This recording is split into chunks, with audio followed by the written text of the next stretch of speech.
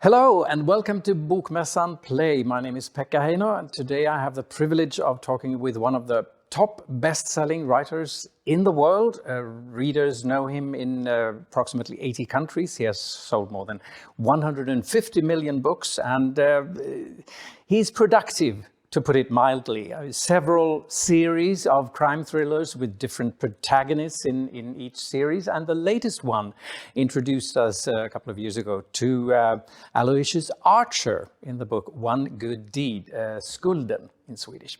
And now he's back in A Gambling Man, Spelaren in its Swedish translation. And welcome, David Baldacci. Thank you very much. It's great to be here. Thank you. Welcome to Göteborg Book Fair. You're joining us from Virginia in the United States. You have been to Sweden at least once, I know. Yeah, I have been. It's been a long time ago, and I remember it fondly. We had a great time. I know I flew into Stockholm and spent some time there, and then we took the high-speed train over to where the book festival is. And I remember going through the tunnel there, and they handed out chewing gum to everyone to chew as you're going through the tunnel back then because of the popping of the ears. Oh, really? It was a wonderful time. Yeah. Hope to see you in real life here sometime in the future. Now, if you bear with me, I would just like to do a little recap for those who have read One Good Deed and a little information for those who maybe haven't. It starts with Aloysius, or you call him Archer now, I think. No more Aloysius, right? But that's his full name. The novel, the crime thriller, starts with him getting out of prison. He fought in World War II, and then he was accused of a crime that he didn't commit, but he took a deal and ended up in prison. Now he's on parole, that is, in One Good Deed, and he has to go to a fictitious city called Pekka City, somewhere in the Midwest. And there he has to meet with his parole officer regularly. And to get some money to be able to survive, he accepts an offer from a man who needs help collecting a debt from another man. And that is where the action starts. Is that about right? That's perfect. Yes, absolutely. And the whole thing takes place in 1949. And I can't help thinking, when I read that book, and also your new one, that it must feel a bit liberating as a writer to not have to deal with, all the modernities that surround us, mobile phones, computers, email. Was it like that for you? It absolutely was. You could put all that stuff aside because as a thriller mystery writer, they can complicate things because you can never be outside the web. So if you don't want your protagonist to find some information, it's really difficult, to convince the reader that why didn't they just look at their phone? Why didn't they just Google it? It's so being in 1949, Archer just had to act more like a human being. He had to go out and actually talk to people and get information that way. And it was absolutely very refreshing to me to be able to step back in time and allow people to do that. For me to be able to do it, I just see the stark differences between that time period and our time period where people just communicate with this little device and nobody really has personal skills anymore. True. And to sort of describe Archer as a person, I mean, you write about him that he's a little bit naive in the most positive sense of the word, the way I see it. And he can take care of himself. But I would like to quote one of the lovely ladies that he encounters, Jackie Tuttle. She says to him, and I quote, "You have a nice mug, Archie. Good bones. Not too handsome and not too scary." End quote. and you have somewhere said that this might be, of all your protagonists in all these series of crime novels that I mentioned, he might be your favorite. How come? Yeah, he's very different. And then I was able to sort of step back in time and deal with a generation from my father's generation about a young man who, on one side, he seems very mature because before the age of 21, he had fought in a war and he had been in prison, which most of us don't do those things. But on the other side of the coin, because he was sort of immersed in both those endeavors, he never really saw much of the normal world. And in many ways, he's naive. And he allowed me sort of a blank slate. There was no imprint upon him, so I could bring to bear all my storytelling skill. I could build Archer exactly the way I wanted to build him. Because I started out with really nothing. over the course of many books, I'm so looking forward to developing his personality and allowing his character to evolve. You know, it's almost like starting a painting at the edges and seeing it fill in. And that's why I feel about Archer. Fantastic. And also compared to your other protagonists, he has more of these, so to say, everyman qualities, doesn't he? Right. He doesn't have a lot of specialized skills. You know, he can fight because he was a soldier, but it's not like he's been trained to do much of anything. He's not a spy or an intelligence officer. He's never been in law enforcement. He's just a guy who, you know, you would want him by your side in a fight, but he makes mistakes along the way. He does things he shouldn't do. He makes some stupid decisions that come back to haunt him. And in that way, he's like all of us. I mean, who hasn't done that in life? You know, anybody who tells me they've never made a mistake, one, I don't believe them. And two, I don't want to spend any time with them. Very true, very true. As you said, I mean, he's been through a lot. He grew up during the Depression and he fought in the war. And when he comes out of prison, he has literally nothing. I mean, there's no family. Everything he owns are basically the clothes on his back. And in real life, of course, a lot of people went under due to circumstances like that. But in this time in the United States, this great transition from the 1940s to the 50s, there were also a lot of possibilities for a man like him. Isn't that right? There was enormous opportunity. And people back then, after the war and the Depression was over, people wanted a change. A lot of people on the East Coast pulled up their roots and they went west for a better life, better times, better jobs, and better opportunities. So while there is a lot of direness in his, you know, he doesn't have any money, he's got the clothes on his back, as you said, but he has the possibility of a better life. And that's what he's shooting for. And that's why I wrote it about in the late 1940s, because in the United States, that was a great period of transition where people had finished one phase of life that was not very happy, and they were starting another one. In the 50s and the 60s, the early 60s at least, were really great in this country. There was widespread prosperity, business was booming, people had jobs, people were, you know, kids were pouring out after the greatest generation came back. In 1945 and in 1946, more babies were born. In 1946, right. I think, in any other year in this country, it's history. So it was a great time of opportunity as well. Mm-hmm.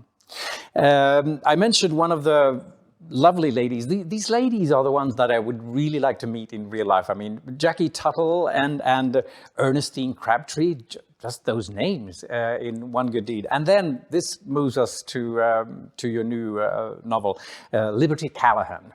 And before we go specifically into who she is, they're beautiful, and they're real dames, but also tough cookies, because they have to be able to defend themselves, because these were really, truly misogynistic times.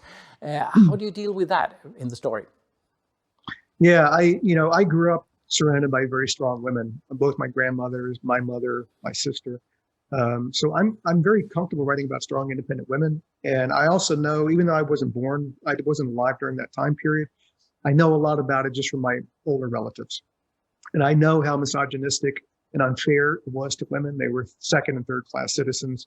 But at the same time, it made them more intelligent, craftier, more cunning, more able to get where they wanted to go without seeming that they were doing it at all. So in many ways, they were far more intelligent than the men who thought they were above the ladies. And I love portraying them that way. You know, if you look at how they do it, they nibble around the edges, but they get to where they want to go. And they use men in order to do it. Why? Because that was the only opportunity they had back then. So I love creating them characters. Yeah, you can tell that you love them. And even before, in One Good Deed, even before you mentioned Veronica Lake, I started thinking about Veronica Lake. You know, just the way you described. I think mainly Jackie Tuttle, but Ernestine as well. But nowadays, I think you have to be a certain age to know about Veronica Lake. Yeah, for a number of my readers, that would have passed right over them, or else they were going to Google it. Exactly. There's always Google. When you write about the period pieces, sometimes you throw in the historical reference and you pray that the readers will figure it out. Yeah, that's true. And other ladies, from movies that come to mind are, for instance, Lauren Bacall and Rita Hayworth. And through Lauren Bacall, we're moving on to the noir genre in film, and this would be certainly a crime noir. And a couple of your favorites among writers are Raymond Chandler and Dashiell Hammett. What is it specifically that you like about their writing? Well, I would put Ross McDonald in there as well. You know, he's sort of the protege and heir apparent to Chandler. They were terrific writers who wrote with great grittiness, and a lot of their prose was almost poetic. So I would say that I wouldn't even put them in a genre. I would just say they were fabulous writers. But they wrote about a time period with great honesty and great heart. They didn't sugarcoat it. They wrote it as they saw it. And it wasn't so much the plot. The plots were good, but it was just the writing, the characters, and the dialogue that really just enthralled me. Two of my favorite films were one was based on the Channel book, The Big Sleep, and another one was Chinatown. And it was, I remember trying to get my son to watch Chinatown one time or The Big Sleep one time. And after 5 minutes, he was like, it's just disgusting. They treat women terribly. You know, I can't watch this. I said, I understand, son. You're absolutely right. You're a 21st century man, but you can just set that aside for a second. But he wouldn't want to. But that's what he wrote with great honesty. Yeah.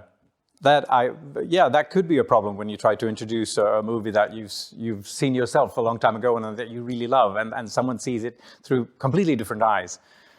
Absolutely.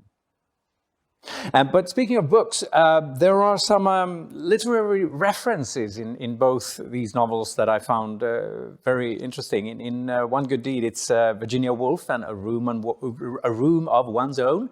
And all these references, they fill a purpose in the story. They're not just, sort of literary name dropping. And there's also George Orwell, 1984, and in the new one, A Gambling Man, John Steinbeck and the Grapes of Wrath. And that has a very specific meaning in the story. Would you tell us about that? Yeah, so the Grapes of Wrath was probably the best account, the Dust Bowl, the Depression era in the United States. People from the Midwest moving to the West Coast in hopes of better jobs, better life, better opportunities, none of which in the novel panned out. But, at least, they were fighting for better things. There's a huge blend of unionism and collective bargaining rights for workers in the Grapes of Wrath. In A Gambling Man, the same sort of thing holds. If you look at, that time period, the late 40s, in some respects, it's the same as today, where a very few have pretty much everything. They control all the wealth. And you have great crime. You have criminal syndicates that are just interlaced with everything. And so that hasn't changed a whole lot. But for me, the Grapes of Wrath was sort of like, it was a division of interest, economic interests.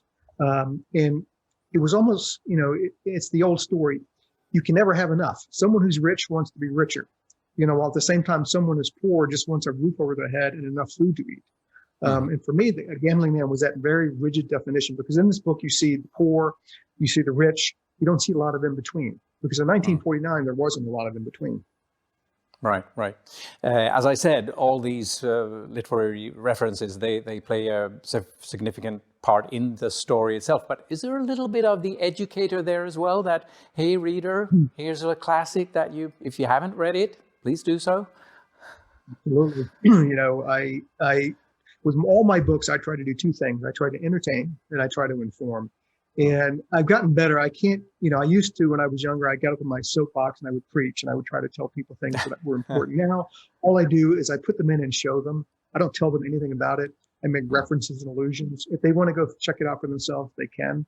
But I love reading books. But when I finish the book, I feel smarter than when I started the book. And I try to do the same thing in my novels. That's good. I'm going to remember that. I feel so much smarter now after having read this book. So back to Archer. In the beginning of A Gambling Man, spelaren in Swedish once again, he's leaving. He has left Poker City, and he ends up. He's on his way to Reno, but he ends up somewhere different first, right? Well, he ends up in Reno first, as sort of a stopping place before he heads to California. Right. All right, that's it. Yes, and it's in Reno that he meets Liberty Callahan, whom he sees on stage. She's dancing, she's singing, and pretty soon we understand that she has a dream. She wants to be a movie star, but she has to get out of Reno and go to California. But and here comes the thing about. You've said one of your mottos is that don't write about the things that you know, write about the things that you want to know something about. How much did you know about gambling before you let Archer go, play the roulette and whatever he does? Not a whole lot. I've been to Vegas a few times. I've been to Reno. The only thing I like about gambling is I like watching other people do it. I don't like gambling myself. And I learned some because my brother-in-law loves craps. So he plays craps all the time, and he actually educated me some on this. I was more interested in two things. One of the technical mechanics of how these games operate. I know the odds are wrong and all that, but the psychology of what makes people, compel people to play a game where they know most often they're going to lose their money. Yeah. And that the house is going to walk away with more money than when they came with. Yeah. And what drives people to do that? Some people do it because it's entertainment. They have enough money. They're going to throw it away. They want to have fun. Some, obviously, addiction and compulsion as well. So the psychology of it was something I wanted to know more about. And so I, researched it. I went into it. I talked to people who gamble a lot. I've been there to those places. I see what drives them. I've seen the buses pull up with these elderly people getting off with their Social Security checks, cash of checks, and they go on the lottery. And these businesses expect people to do that. It's an awful thing. Now we have sports betting tied to NFL football and all that. And I'm like, oh my God, people stop. Just stop. Yeah. True. As I said, Liberty wants to go to Hollywood. She wants to become a movie star. But Archer has a specific place in California where he's headed because he's had some help from someone back in Poker City. Tell us about that. So he's going to Baytown, which is on the coast. If you know the coast of California, Baytown is sort of around where Santa Barbara is. It's north of Los Angeles. And he has a detective there, Seamus, a gumshoe named Willie Dash, who's a veteran. He used to work for the Bureau of Investigations. And he sent him a letter. Hey, I want to be a private eye. Will you teach me? Can I come and work for you? Dash said, come on, let me check you out. So he's going to Baytown to meet with Willie Dash to see if he sort of can cut it. And if Dash will take him on, which he does. And then Archer becomes a private investigator in training with Willie Dash. And then Liberty Callahan comes along for the ride. Right. And Archer certainly has dabbled in similar things. One of the most entertaining bits in One Good Deed was when he, towards the end of the novel, and this is not a spoiler, but he has to defend himself in the court of law. And you've been to law school, you've worked as an attorney, so it must have been enjoyable for you to write that scene as well, wasn't it? It was, because it's one of those things you dream about where you can have this zinger, this Perry Mason moment where you just pull out this evidence and just slam. It's slam. You drop the mic and you walk away as the winner. So I've always dreamed about sort of representing myself. We call it representing pro se as a lawyer. I don't encourage anybody to do it. Hire a good lawyer. You're going to definitely screw it up. But that was a magical moment for him. Yeah, it was. It was a great scene. I can see it, playing out in a movie, for instance.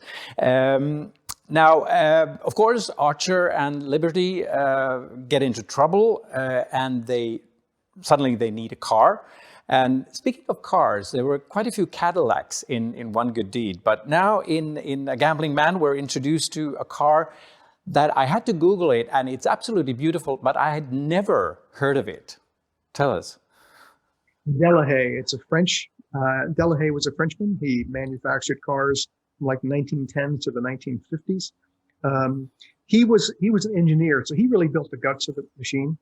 And he had Italian craftsmen come to shape the exterior of it. And if you look at the Delahaye Model 165 blood red one that he drives, if you Google it, it's just a beautiful car. It looks like it's floating on air.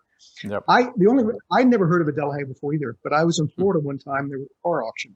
And I just went to look at some of the cars. I didn't buy anything. And I passed by this car that was like beautiful. I'd never seen a car like this before. And it was a Delahaye. So I was like, I hadn't even thought about writing Archer at that point, but I thought, I'm sticking that car in my head. I'm never going to forget it. If I get a chance to use that car. And lo and behold, here comes Archer. And here comes the Delahaye. But the thing is, again, without spoiling anything, I mean, Archer and Liberty, they really have to get out of Reno, and they have to do it pretty fast. And this is not the kind of car you want to be seen in, because if you're riding it, you are seen, because it's like a sore thumb. It's a terrible car to be in if you're trying to be incognito and you don't want anybody to know who you are. And in fact, I finished the next Archer novel that will be out next year. And he comes to grips with the fact that sometimes the Delahaye is not the right car for him to be driving around in. But he just can't get rid of it, can he? I mean, it's like a love story. That's right. So now that you mentioned it, because this the first novel in the series, One Good Deed, started out as a short story, but then it just sort of grew and took on a life of its own. And then after that one, you said that, oh, I would like to write at least one more book about Archer. But now, I mean, do you see an end anywhere? I mean, is it going to be 5 books, 10 books? It might be even more than that because, he has a lot of room to grow. I can tell you that the new novel is set right at the very beginning, the end of and the beginning of 1953. He is now working cases in Hollywood, sort of the golden age of Hollywood. So all the actors and actresses you've heard of back then, they're all around that town. Liberty is there as well. She's, her goal of becoming an actress is coming true. And I wrote the book really quickly because it just poured out of my head. I wasn't thinking about doing another Archer, but something about, this story just gripped me, and I just flat out wrote it over a number of months. And Archer, look, I didn't know what he was going to be. I was sitting in Toronto, Canada in the middle of a snowstorm doing book tour, and I don't like to sleep I don't sleep well on the road. I'm looking at this wall of white snow pouring down, and I thought, I'm going to write a 1940s crime noir book about a guy named Archer, and it's going to be a short story. Let's see how much fun I can have. And that's really where it started. And now I really can't see myself without the guy. Yeah, there you go. And I'm a sucker for nostalgia, and especially I think for a time when I wasn't around, but still I can feel nostalgic about it. There's a scene in One Good Deed where this vendor putting Look and Life magazines somewhere, getting ready for people to buy them. And it was just that one sentence. It was like, oh, look, Life. I remember buying a couple of Life magazines when they were still around. And I think nostalgia gives you perspective and some context, which is nice for the time period that you live in. Yeah, back then times were simpler, but often ways they were harder and more complicated to get through life. There weren't as many safety nets and safeguards as you have today. And talk about pulling yourself by your bootstrap. You hear that phrase thrown around a lot in the United States. Back then, that was really the only thing you had to do. You had to, nobody was going to help you. There weren't any services around really to help you. You were going to live or fail based on what you did and how hard you worked. And a lot of, we have a lot of homeless people in this country now. Back then, there were a lot of homeless as well because the economy was still not doing very well. So it gives you perspective, it gives you context, and you understand that every generation of people, they have pros and cons, they have their strengths and their weaknesses and their challenges. The challenges will always be there. They just look different. Yeah. You mentioned that the story, especially the next book, that it just sort of came to you and poured out, and you just had to write it down. I've seen some interviews where you talk about the way you write, and it's in my mind, crime novels. I always think that, well, there should be a plan. Get from A to Z, and then connect the dots. But you don't really work like that. I don't. I let it really grow organic. I call it writing in the trenches. And early on in my career, I did the outline route where I would do these long outlines, and then I'd have it in place and know what I wanted to do. Then I would sit down and I'd start writing a novel, which is very different from writing an outline. In the outline, everything works perfectly. There's nothing that's out of order. And then you sit down to write the novel and you realize that if you're trying to replicate life in general, there is no order at all to life.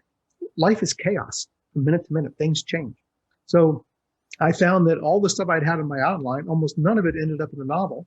So I thought, why am I wasting my time writing an outline that I'm not going to use? And I sort of, if you're writing in the trenches, it means you're actually in the moment. When you're in the outline, you're not in the moment. You're going to execute on this later. So you're writing things and you have no idea if they're going to work in the actual moment. So if you're writing the actual moment, it saves you a lot of time because then you have to make the decision. Is this actually going to work from what I said it would in the outline? 9 times out of 10, it probably won't, just because things change when you're in the moment. It's the difference between planning a battle and actually fighting the battle. Because I can tell you, I know a lot of guys in the military. My dad was in the military. Battle plans almost never, coincide with what actually happens in the battlefield. Right. You have to change and adapt and evolve and make better choices and different decisions. And so for me, I sort of cut to the quick. I look at the outline as the middleman. I cut out the middleman. I go right to the main show, and that's where I have to really show my mustard. Show that, in the way you get through the story is immerse yourself in it. Every waking moment is you're thinking about the story in great detail, so your mind is firing off a million miles an hour.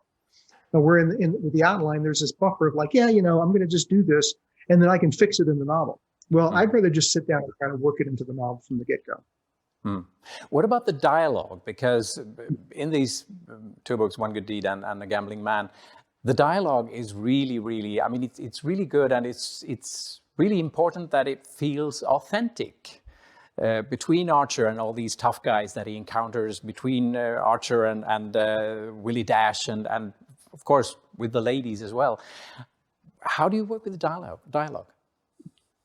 His dialogue obviously is a critical part of writing anything, and having an ear for dialogue. I've always been a great listener my entire career. As a child, I loved just listening to people. I didn't like talking about myself. I loved listening to people, see how they talk to each other. And I've watched so many movies and read so many books from that time period, 30s, 40s, and 50s, that it's almost like second nature to me at this point. The critical thing, though, to understand is back then, people had to communicate pretty much face to face. There was no computers, there was no cell phones, and like that. And I've found in my experience of what I've read and listened to and heard and with my own family is that people were a lot more direct back then. They didn't really, crawl around the edges of a conversation. If they had something to tell you, they told you.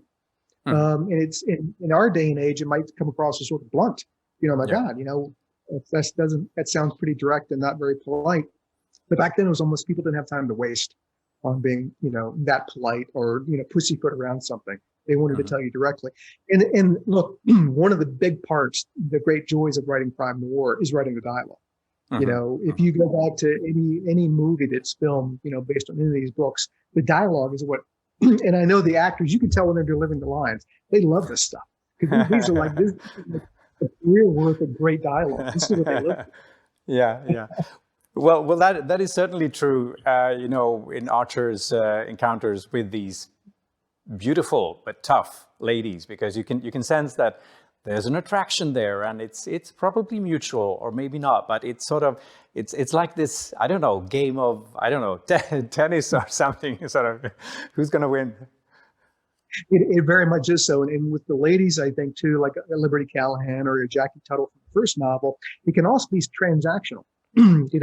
It's almost like women understand that back then they had very little power, very little money, very little leverage over everything. They did have something. They had themselves. They had their sexuality, and they used that as a currency. And I'm not saying any way untoward. They understood that that was one of the few assets they had that could allow them to get where they wanted to go. Yeah. That's why I say in some cases they're very much transactional. Yeah. So finally, since we're talking about movies and these two novels and the ones to come, I mean, I was thinking movie, but this will probably be a huge, I don't know, HBO series or something. Who do you see portraying Aloysius Archer? Do you have anyone in mind? I had somebody asked me that a while back, and there are the usual suspects because they've already done period pieces like a Ryan Gosling, for instance. I think would do a good job doing that. He's been in some period pieces that I enjoyed very much. But for the most part, I've always thought that, with some of my works, that having a total unknown come in and make that character his or her own, sort of the best thing, And then people remember, he's a big star now. I remember when he starred in One Good Deed. Wow, that was awesome. So that for me is kind of cool. That's true. I also thought about Ryan Gosling, but he's 40 now, and Archer hasn't even turned 30 yet. Then I thought about Chris Hemsworth, but he's a bit old too. But he has a younger brother, Liam Hemsworth. Not that well known. Wouldn't that be something? Remember where you heard it first. David Baldacci, thank you so much for joining us at the Göteborg Book Fair. And I'll tell the audience once again that on Bokmässan Play you can buy the book Spelaren, A Gambling Man by David Baldacci, and you can look forward to reading this one, and then we're all looking forward to the next one, which will take us all the way to Hollywood. Thank you, David. Thank you.